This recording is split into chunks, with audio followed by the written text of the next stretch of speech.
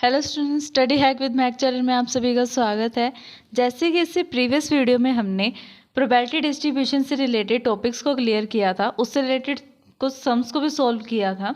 तो आज का हमारा टॉपिक है इंट्रोडक्शन टू बाइनोमियल डिस्ट्रीब्यूशन। अब देखो, बाइनोमियल डिस्ट्रीब्यूशन और प्रोबेबिलिटी डिस्ट्रीब्यूशन में क्या डिफरेंस होता है।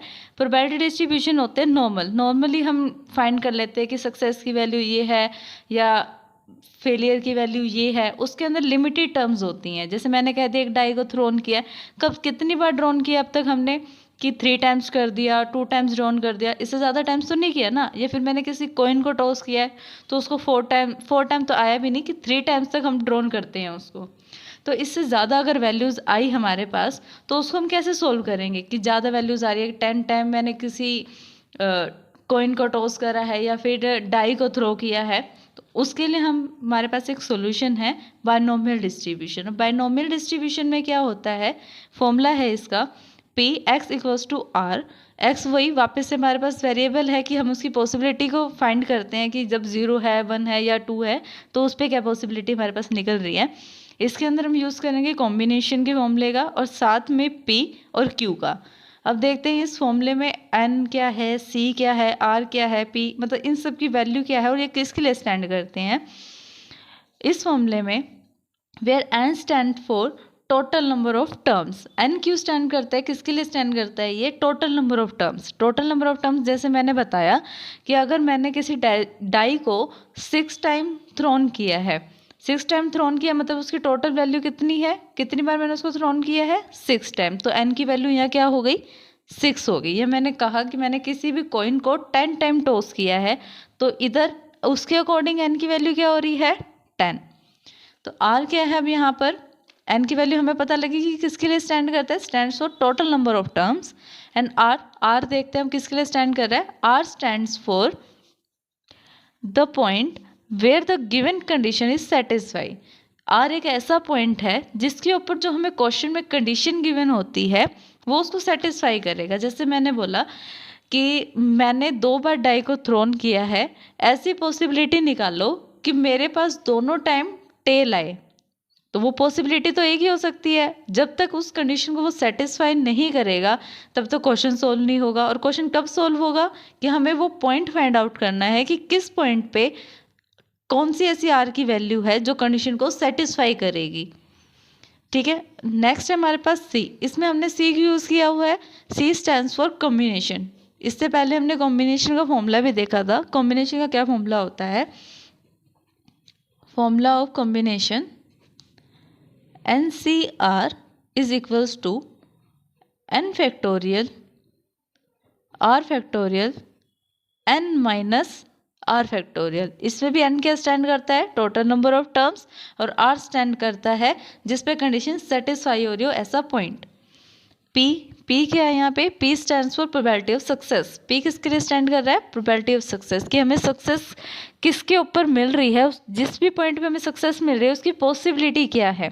जैसे हम प्रीवियस वीडियो में हमने देखा, हम लिखते थे P ऑफ S की वैल्यू ये है या P ऑफ F की वैल्यू ये है।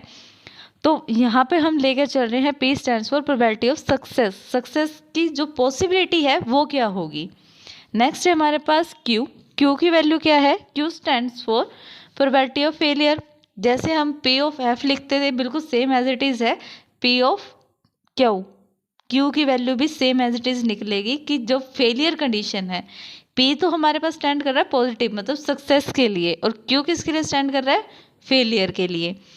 इसके पास हमारे लिए कुछ फॉर्मूलाज हैं, उसको कैसे सॉल्व करेंगे, देखो कहाँ यूज़ करेंगे उसको। ये हमारे पास कुछ फॉर्मूलाज हैं, P of E plus P of not E, जो ऊपर जो बार लगा होता है ये नॉट के लिए लगा होता है, इक्वल्स टू 1। जैसे मैंने आपको प्रीवियस वीडियोस में भी बताया था कि किसी भी इवेंट के होने की पॉसिबिलिटी या ना होने की पॉसिबिलिटी को अगर हम सम कर दें, उनका ऐड कर दें, तो हमें क्या मिलेगा, आउटपुट में 1 मिलेगा। 1 से ज़्यादा नहीं मिल सकता। और हम इसको किस तरीके से लिख सकते हैं, ये देखो, ये वाला जो इवेंट है ये है इवेंट होने की पॉसिबिलिटी कि इवेंट हो रहा है, और ये बार वाला क्या है जिसके अंदर इवेंट नहीं हो रहा है, मतलब फेलियर वाली कंडीशन आ जाती है। सिंपल वाले में सक्सेस वाली कंडीशन आ जाती है। इसको लिखने का एक अनदर वे क्या है हमारे पास, P of S plus P of F। S क्या है यहाँ पे सक्सेस और एफ क्या है यहाँ पे फेलियर वाली कंडीशंस। नेक्स्ट टर्म्स जो हम यूज़ कर रहे हैं, हम बाइनोमियल डिस्ट्रीब्यूशन में जिसका मोस्टली यूज़ करेंगे वो क्या है हमारे पास, P एंड Q। जैसे मैंने आपको बताया P किसके लिए स्टैंड कर रहा है, सक्सेस के लिए, और Q किसके लिए स्टैंड कर रहा है, फेलियर के लिए। P प्लस Q मतलब सक्सेस, मतलब इवेंट हो रहा है उसकी पॉसिबिलिटी, और इवेंट नहीं हो रहा है वो फेल हो रहा है मतलब Q उसकी पॉसिबिलिटी। क्या आ रहा है टोटल सम इसका, 1 आ रहा है। अगर मुझे इनमें से किसी भी एक की वैल्यू निकालनी हो, जैसे मुझे P की वैल्यू गिवन है, मुझे Q की वैल्यू निकालनी है, तो कैसे निकालेंगे, Q को लेफ्ट हैंड साइड पे रखेंगे, राइट हैंड साइड पे कैसे लेके जाएंगे, जो ये P है इसको 1 में से माइनस कर देंगे, means Q equals to 1 minus P। किसकी वैल्यू निकाल के देगा मुझे, Q की।